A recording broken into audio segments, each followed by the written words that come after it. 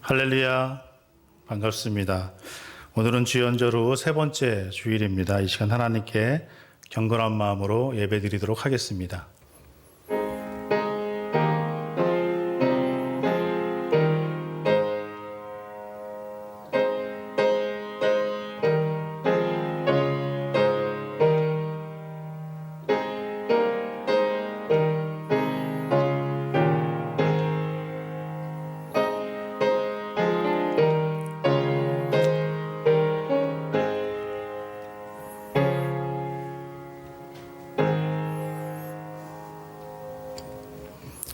오직 여호와는 그 성전에 계시니 온 땅은 그 앞에서 잠잠할지니라 하시니 하나님은 영이시니 예배하는 자가 영과 진리로 예배할지니라. 아멘. 우리와 동행하시며 우리를 지켜주시는 하나님 아버지, 오늘도 암탉이 그 날개 아래 병아리를 품음과 같이 저희들을 주님의 품에 품어주시고 주님 안에서 안식과 평안과 은총을 누리게 하시니 감사합니다. 마음과 뜻과 정성을 다하여 드리는 우리의 예배를 받으시고 내려주실 은혜를 사모하며 기다리고 있는 모든 성도들에게 진리의 말씀으로 충만하게 채워 주옵소서. 우리를 주에서 구원하신 예수님의 이름으로 기원하옵나이다. 아멘. 우리 다 같이 일어나셔서 64장 기뻐하며 경배하세 찬송하도록 하겠습니다.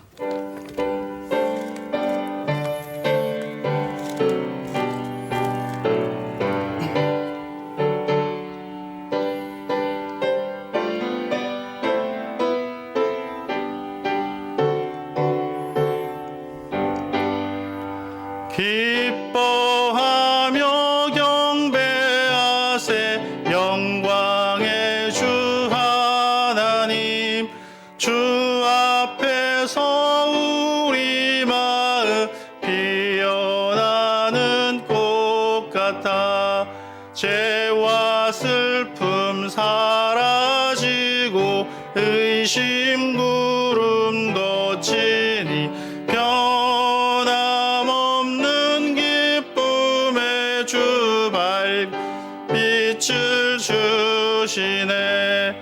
땅과 하늘 만물들이 주의 솜씨 빛내고 별과 천사 노랫소리 끊임없이 드높아 물과 숲과 산과 골짜 들판이나 바다나 모든 만물 주의 사랑 기뻐 찬양하여라.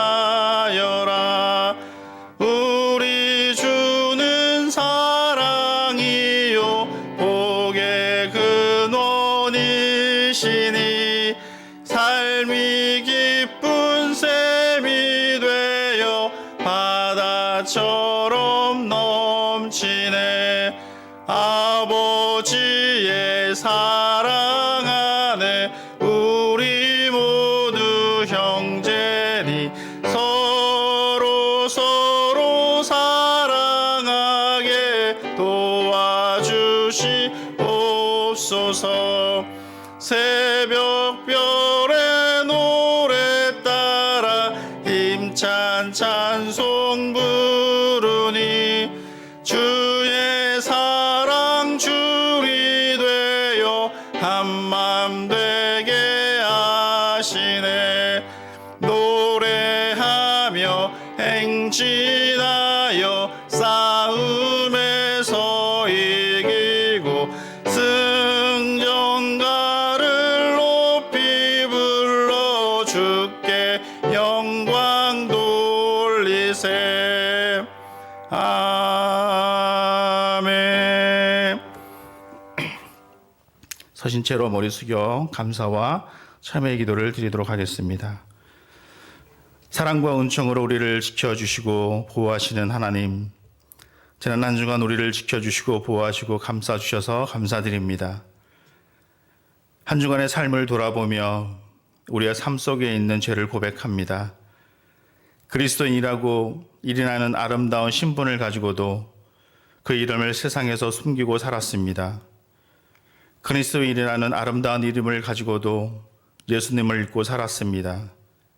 그리스도인이라는 아름다운 신앙을 가지고도 이기적인 욕심으로 살았습니다. 그리스도인이라는 아름다운 가치관을 가지고도 세상의 가치관에 물들어 살았습니다. 그리스도인이지만 그리스도인답게 살지 못했고, 그리스도인이지만 세상에서 소금과 빛이 되지 못했고, 그리스도인이지만 하나님 나라를 이루지 못하였고, 그리스도인이지만 세상 사람들과 너무나 똑같이 살았습니다. 이런 우리의 죄를 고백합니다. 이런 우리의 악함을 고백합니다. 이런 우리의 더러움을 고백합니다. 우리를 용서하여 주옵소서. 우리를 씻겨 주옵소서. 우리를 변화시켜 주옵소서. 저희의 완악한 심령이 변하여 그리스도인으로 부끄러움이 없는 삶을 살게 하옵소서. 지금은 하나님과 나만이 아닌 은밀한 죄를 생각하며 우리 구주 예수 그리스도의 이름으로 묵묵히 참회의 기도를 계속하여 드립니다.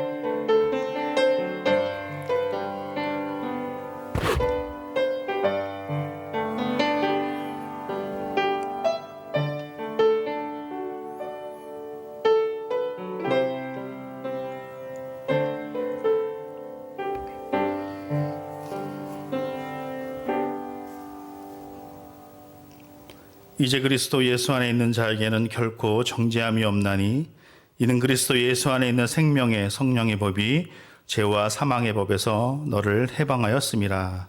아멘. 자리에 앉으셔서 우리 교독문 121번 주연절 1번 교독하도록 하겠습니다.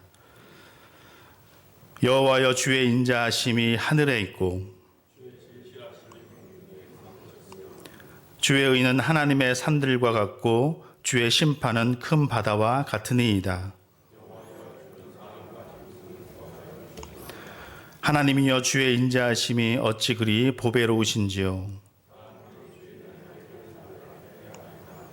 그들이 주의 집에 있는 살찐 것으로 풍족할 것이라. 진실로 생명의 원천이 주께 있사오니 주를 아는 자들에게 주의 인자하심을 계속 베푸시며. 아멘. 우리 다 같이 사도신경으로 우리의 신앙을 고백합니다. 나는 전능하신 아버지 하나님, 천지의 창조주를 믿습니다. 나는 그의 유일하신 아들 우리 주 예수 그리스도를 믿습니다.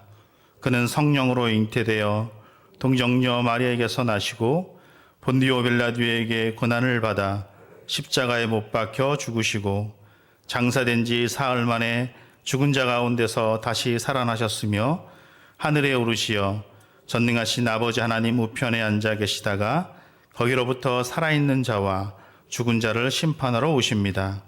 나는 성령을 믿으며 거룩한 공교회와 성도의 교제와 죄를 용서받는 것과 몸의 부활과 영생을 믿습니다. 아멘. 우리 영광의 찬송 565장 예수께로 가면 찬송하도록 하겠습니다.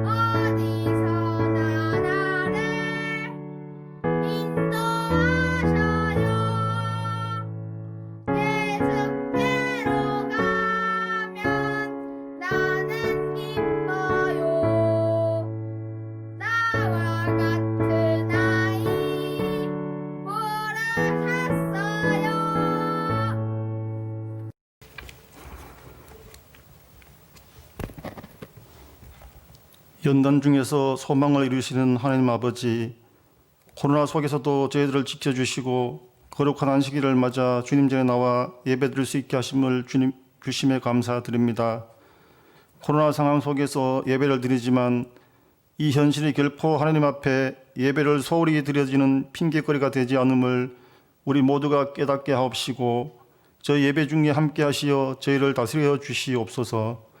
항상 기뻐하라, 쉬지 말고 기도하라, 범사에 감사하라, 이 말씀을 언제나 묵상하며 순종하는 저희들이 되게 하여 주시옵고 고난 중에도 기쁨을 잃어버리지 않게 하시고 소망 중에 승리하게 하옵소서.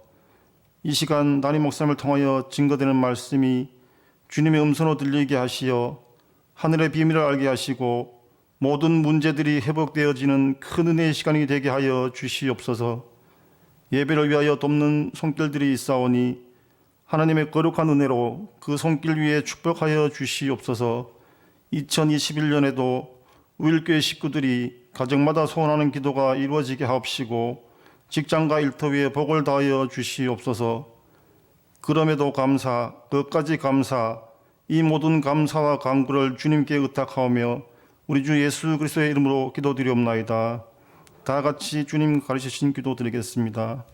하늘에 계신 우리 아버지, 아버지의 이름을 거룩하게 하시며 아버지의 나라가 오게 하시며 아버지의 뜻이 하늘에서와 같이 땅에서도 이루어지게 하소서. 오늘 우리에게 일용할 양식을 주시고 우리가 우리에게 잘못한 사람을 용서해 준 것 같이 우리의 죄를 용서해 주시고 우리를 시험에 빠지지 않게 하시고 악에서 구하소서. 나라와 권능과 영광이 영원히 아버지의 것입니다. 아멘.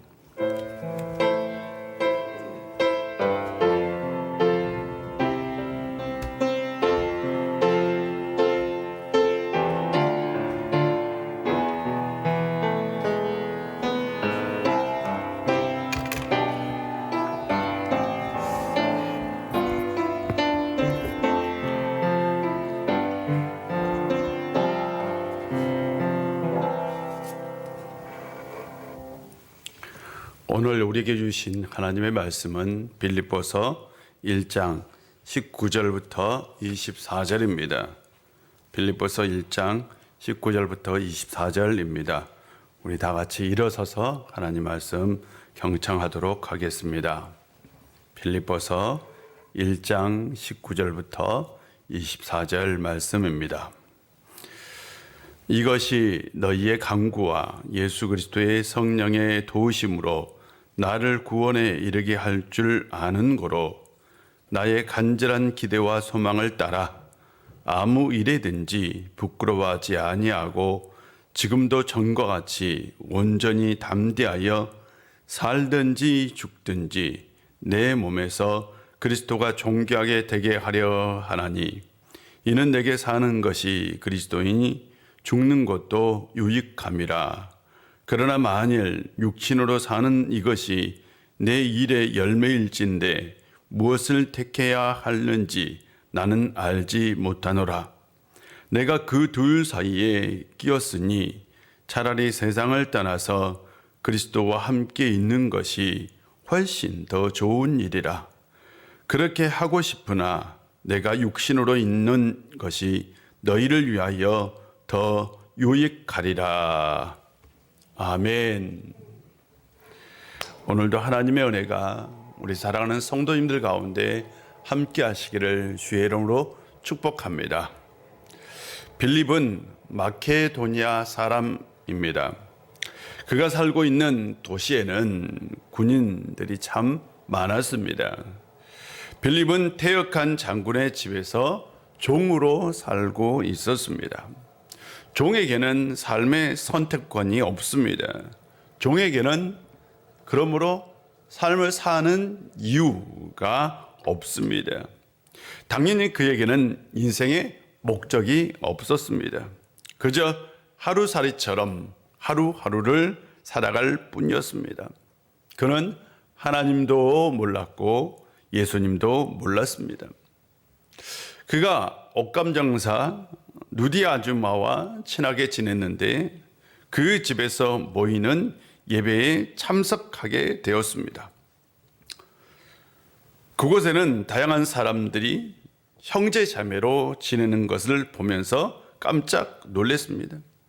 간수도 있었고 높은 신분을 가진 사람도 있었고 자신과 같이 종의 신분을 가진 사람도 있었습니다. 신기하게 그곳에는 신분 차별이 존재하지 않았습니다. 그런 것은 처음이었습니다. 그런데 그곳에 있는 사람들은 자신들이 믿는 예수가 아닌 또 다른 한 사람을 기다리고 있었습니다. 바울이라는 사람이었습니다.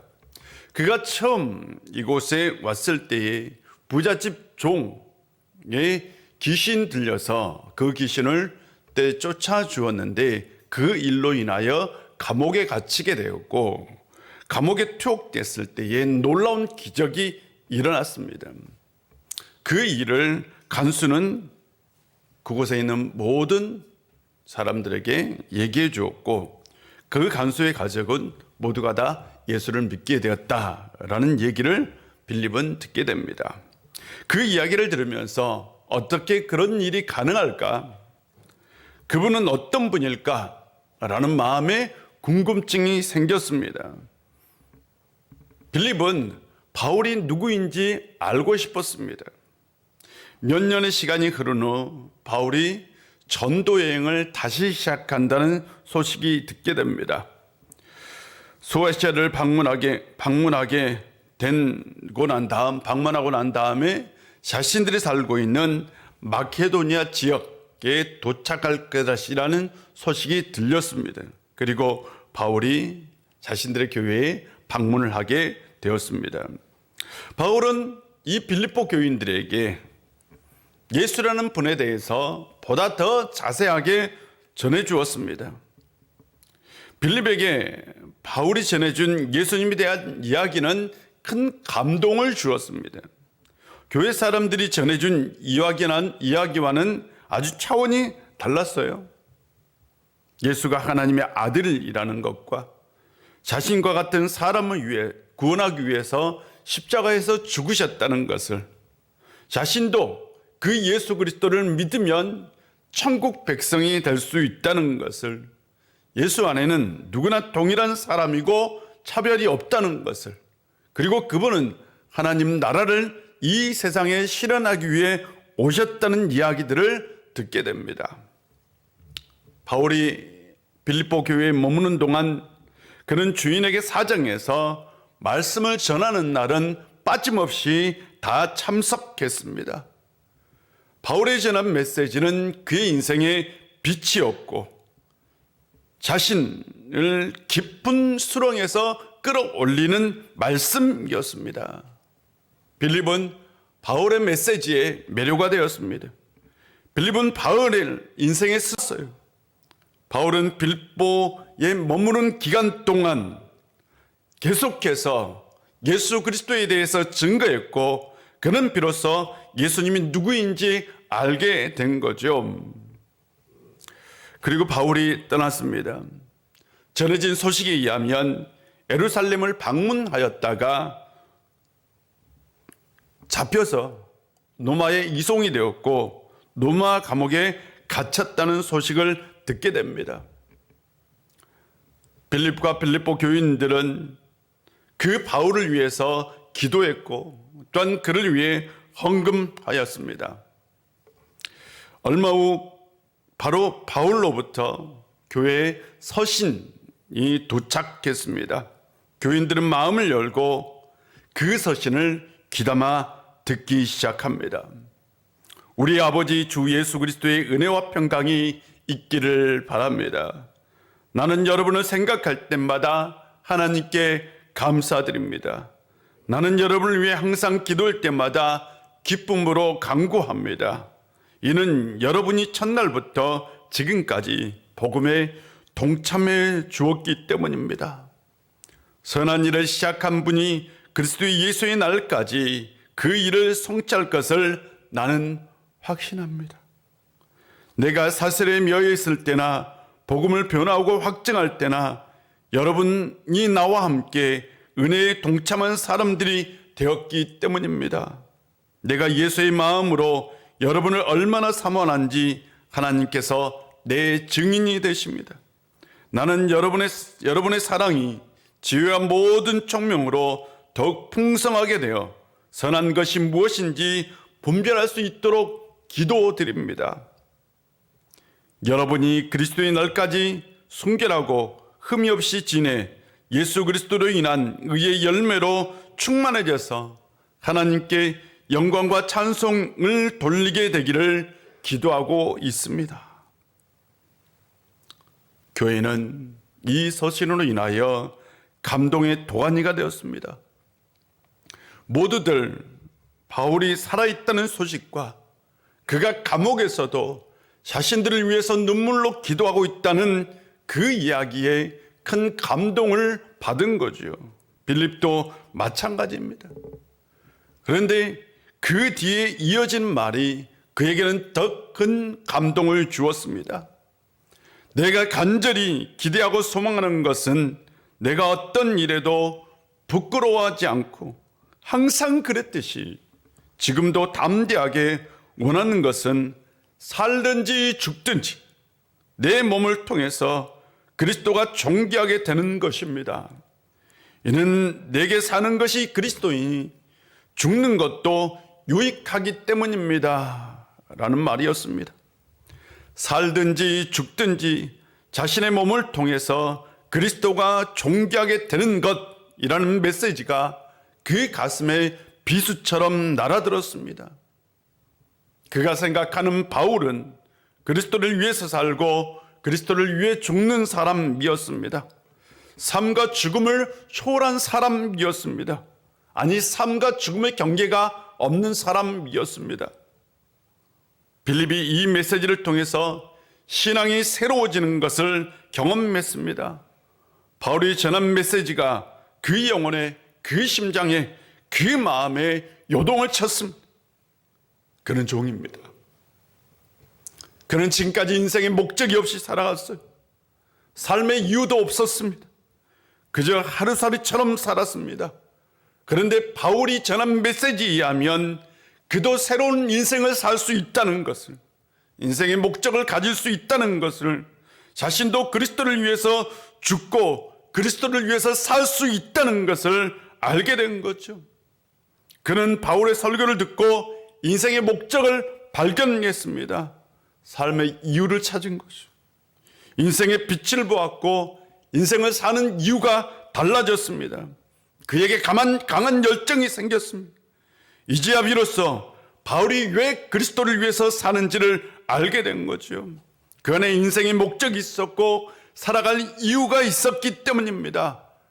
나는 기뻐하고 또한 기뻐하리라 라는 그 말씀이 완전히 이해가 되었던 겁니다.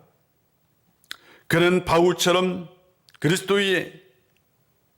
예수 그리스도에게 인생을 드리고 싶었습니다. 왜냐하면 그것이 인생의 목적이 되었을 때에 그것이 기쁨을 준다는 것을 알았기 때문입니다. 그는 노예입니다.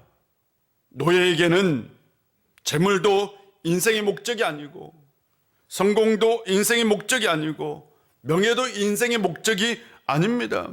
노예는 성공도 물질도 명예도 가질 수 없는 존재입니다. 그것이 노예입니다. 그런 그가 인생의 목적이 없이 살아가던 그에게 꿈이 생겼어요. 인생의 목적이 생겼어요. 자신도 그리스도를 가질 수 있다는 것을 알게 된 거죠. 그리스도 안에서는 누구나 평등하고 누구나 사는 이유를 가질 수 있다는 그 놀라운 비밀을 알게 된 겁니다. 이제 그는 종으로 사는 것이 부끄럽지 않았어요. 힘들지도 않았습니다. 오히려 기뻤습니다. 왜냐하면 진짜 사는 이유, 인생의 목적이 무엇인지를 알았기 때문입니다. 바울이 전한 메시지는 그의 인생을 깨운 메시지였던 것입니다. 우리의 인생에는 말씀의 경험이 필요합니다. 말씀의 경험이란 말씀이 내 것이 되는 겁니다. 사랑하는 성도 여러분, 말씀이 여러분의 것이 되기를 주의 이름으로 축복합니다.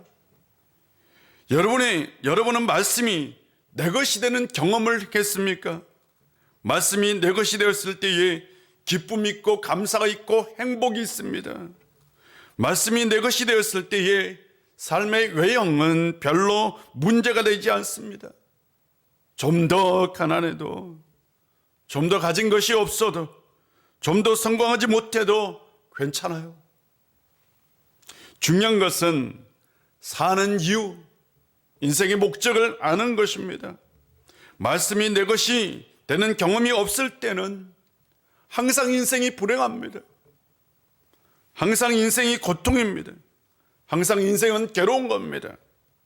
삶의 유형에 따라 행복도 기쁨도 감사도 결정됩니다. 그런데 말씀이 내 것이 되면 살든지 죽든지 삶과 죽음이 내 인생의 목적, 내 인생에 영향력을 미치지 못합니다. 진짜 영향력을 미친 건 예수 그리스도죠. 바울은 말합니다. 내게 사는 것이 그리스도다. 바울의 인생은 그리스도 안에서 해석되어졌습니다. 인생의 목적은 그리스도가 자신의 몸을 통해서 존귀하게 되는 것이었습니다. 이것은 자신의 영광이 드러나는 것이 아니라 그리스도의 영광이 자신의 몸을 통해서 드러나는 것이었습니다. 인간의 본성은 자신의 영광을, 자신의 업적을 드러내는 겁니다. 그래서 고대 왕들은 자신의 업적을 비석을 세워 기록하기도 했습니다. 자신의 영광을 위해 사는 사람은 자신의 부족한 것을 늘 메우려고 합니다. 간디가 영국에서 유학을 할 때요, 한 교수가 자신에게 고개를 숙이지 않는다고 간디가 굉장히 이렇게 그에 대해서 벼르고 있었어요. 하루는 간디가 식당에서 식사를 하기 위해서 교수 옆에 딱 앉으려고 하는데 교수가 이렇게 얘기합니다. 돼지와 새가 함께 앉아서 식사하는 경우는 없다네. 그러자 간디가 이렇게 대답했습니다. 그럼 제가 새가 되어서 날아가겠습니다. 그리고 나서 자리를 옮겨 식사를 했다고 합니다. 이 교수는 이 간디에게 더 약이 올라서 어떻게 하면 간디를 괴롭힐까라고 고민을 하고 있었어요. 하루는 또 이제 이렇게 교수가 강의하고 있을 때에 간디에게 질문을 했어요. 길을 가다가 두 자루를 발견했는데 하나에는 지혜의 책이 담겨 있고 하나에는 이 돈이 가득 들어있는데 자네는 무엇을 선택하겠는가? 라고 물었어요. 그러자 간디가 당연히 저는 돈자루죠 라고 얘기한 거죠. 내가 역시 자네는 속물이야. 속물이란 것을 알고 있었어. 나라면 지혜의 책을 선택했을 거야 라고 대답합니다. 그러자 간디가 네 교수님, 그러나 사람은 자신에게 부족한 것을 택하는 것 아니겠습니까? 라고 대답을 했대요. 사람은 늘 자신에게 부족한 것을, 자신의 결핍을 선택한다라는 거죠. 간디는 교수의 콧대를 꺾어버렸습니다. 그런데 간디의 대답은 진짜 솔직한 거였어요. 간디는 교수보다 가난했습니다. 저 인도의 유학생이었 불과했던 거죠.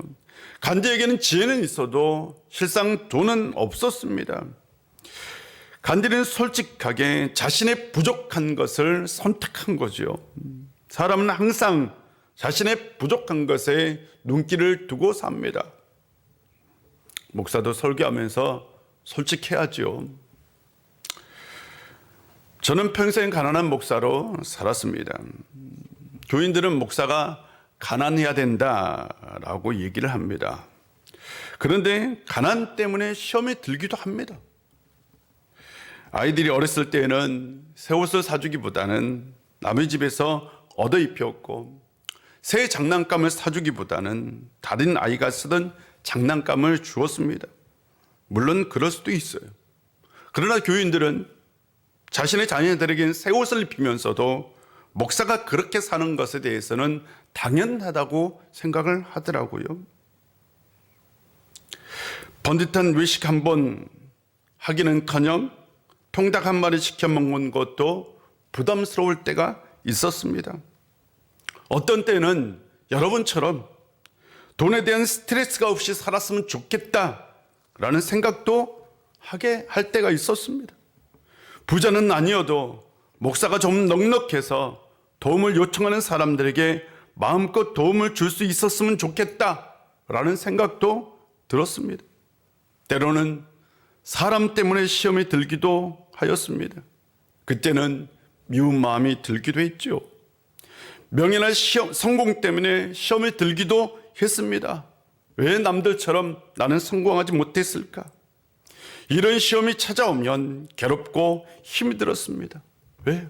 목사도 사람이잖아.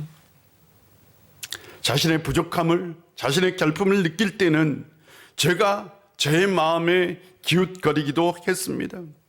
그것은 목회의 큰 도전이었습니다. 그때마다 말씀을 읽고 또 읽었습니다. 내가 어떤 존재가 되어야 하는지 말씀에 비춰본 거죠. 그때마다 하나님의 말씀은 나를 깨우는 생명수였습니다. 사랑하는 성도 여러분, 우리가 그리스도인으로 살지만 세상에서는 수많은 유혹을 받고 살아갑니다. 그 유혹의 중심에는 나의 결핍이 있고 나의 탐욕도 있고 말씀은 없습니다. 우리 안에는 채워지지 않는 항아리가 있어서 그 항아리를 채우려다가 기쁨도 있고 행복도 있고 감사도 있고 살아갑니다. 우리는 채워지진 않는 항아리를 말씀의 항아리로 바꿔야 합니다. 그래서 하나님의 말씀을 내 것으로 만들어야 합니다. 그때 우리는 바울처럼 어떤 형편에 있든 살든지 죽든지 그리스도가 내 몸을 통해서 존귀하게 되는 것이 꿈이 될 것이고 나는 기뻐하고 또한 기뻐하리라 라며 고백할 수 있을 것입니다.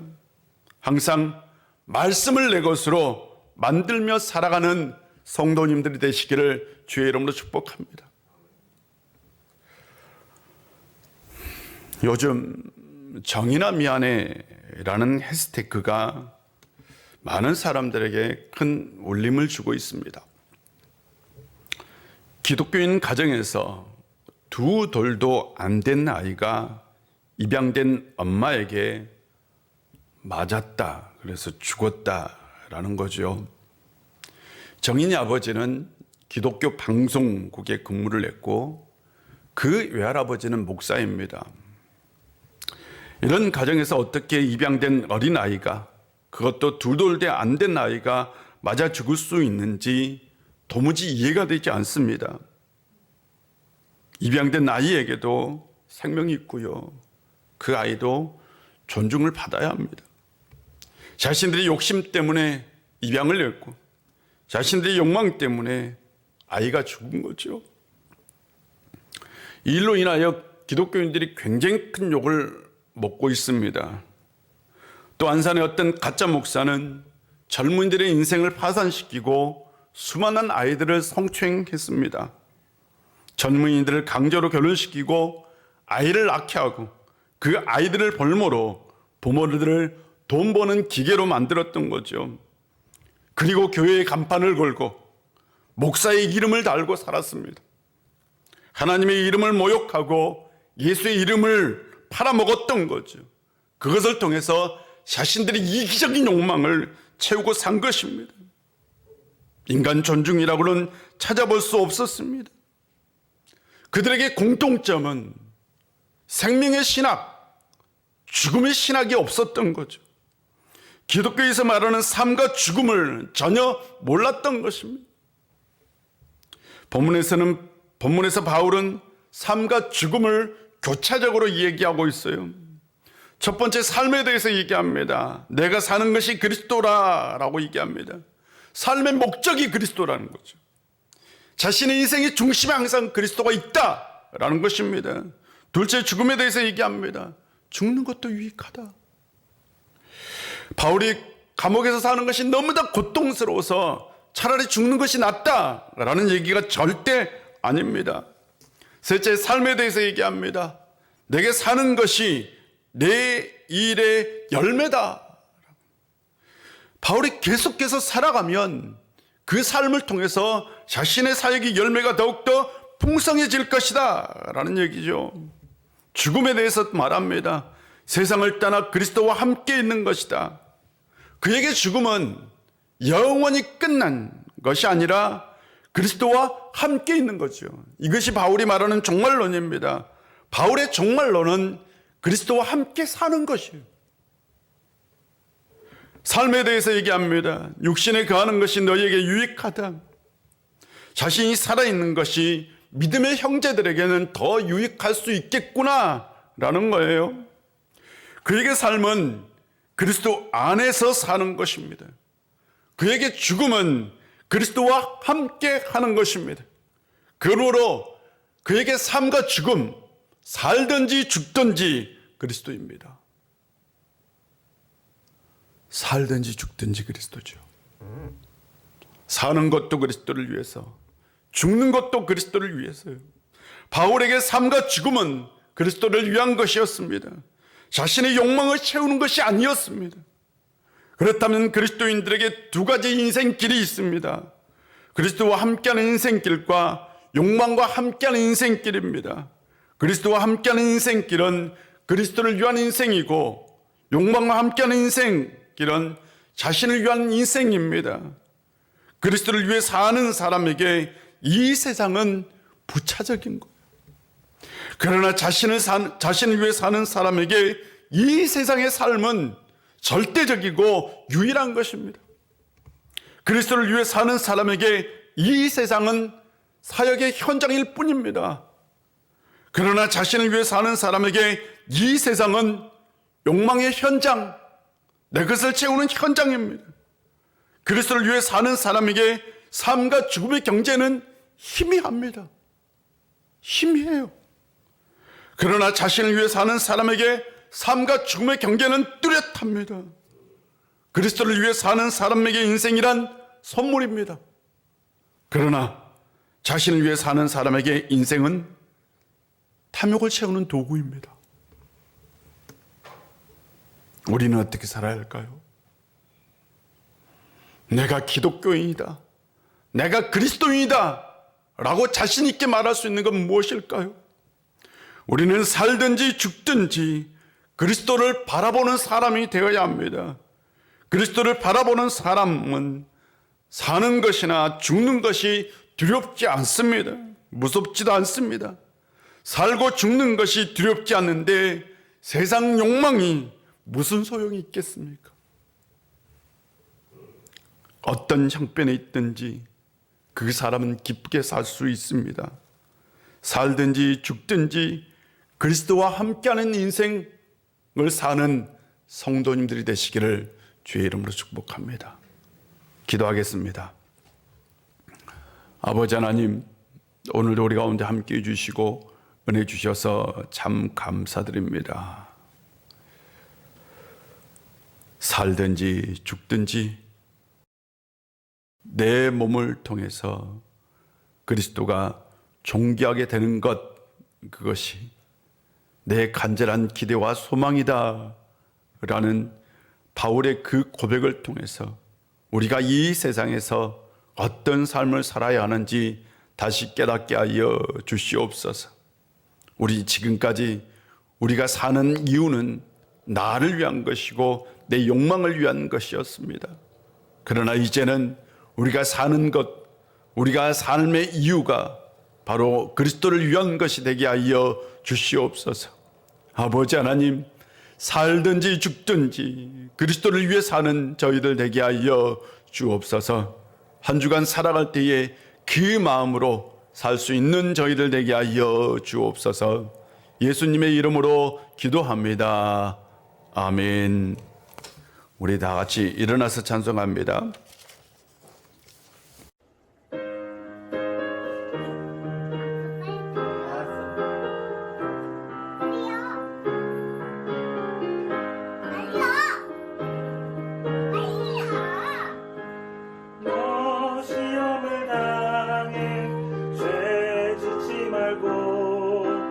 너 용기를 다해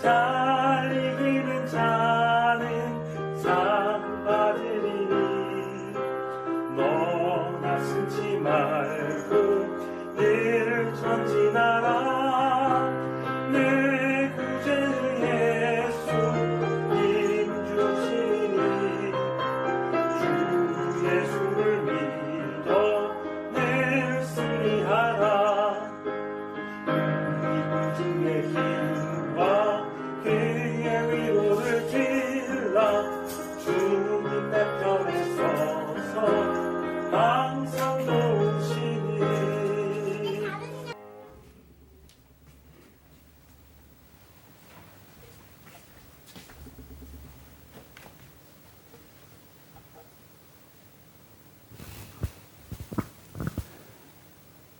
사랑과 은혜의 하나님, 한 주간 저희들을 지켜주시고 보호해 주셔서 참 감사드립니다.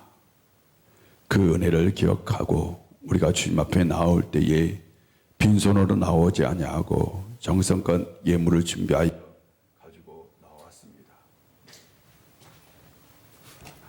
아버지 하나님, 우리의 드린 예물을 받아주시고 드리는 손길 위에 하늘의 신령한 복으로 땅의 기름진 복으로 채워 주옵소서.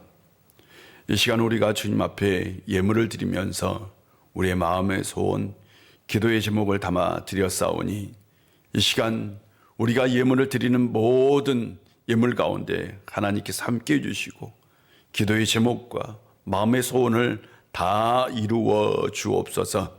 단 우리가 여러 가지 예물을 주님 앞에 드렸습니다. 11조를 드리는 분들에게 더욱더 풍성한 은혜가 채워지 있어서 더 많은 예물을 드릴 수 있도록 도와주시옵시고 감사, 성교, 비전 예물을 드리는 분들을 통해서 우리 우일교회를 통해서 하나님의 나라가 꼭 이 땅에서 이루어지게 하여 주옵소서. 우리가 한 주간 세상에서 또 살아갈 겁니다. 우리의 삶은 힘들고 어려울 수 있습니다. 때로는 낙심과 절망이 찾아올 수도 있습니다. 또한 가난 때문에 시험이 들 때도 있습니다. 아버지 하나님, 그때마다 우리의 마음 가운데 말씀을 심어주시고 말씀을 통해서 아버지 하나님, 이 세상에서 오는 물질의 유혹을 다 이기며 살아갈 수 있는 저희들 되게 하여 주옵소서. 한 주간 임마누엘 은총으로 함께하여 예물 드리는 모든 성도님들에게 복의 복을 더하여 주옵소서. 또한 예배에 참석하지 못한 이들에게도 함께하여 주옵소서. 예수님의 이름으로 봉헌기도 드립니다. 아멘.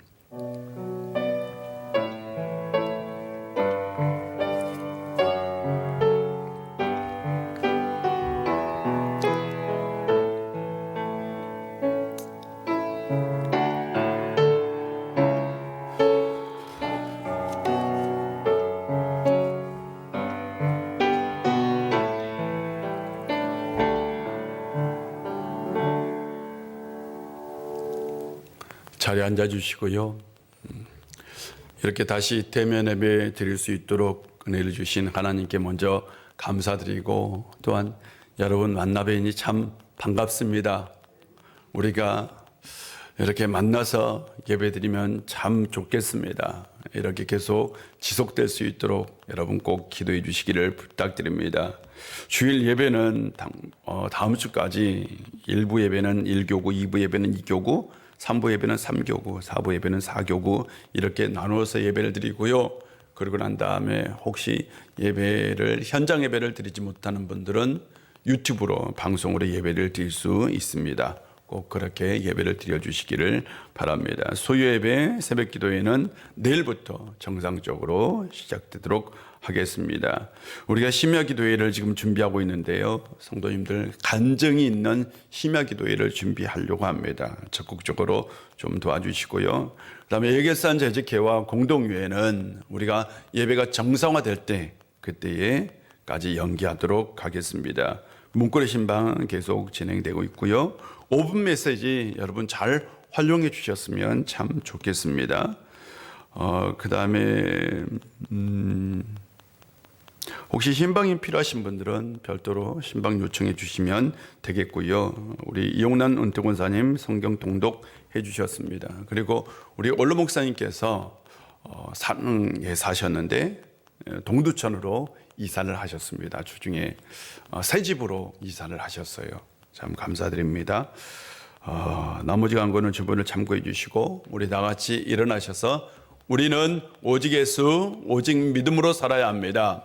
나는 오직 예수 오직 믿음으로 살겠습니다. 우리는 오직 예수 오직 믿음으로 살아야 합니다. 나는 오직 예수 오직 믿음으로 살겠습니다. 아멘.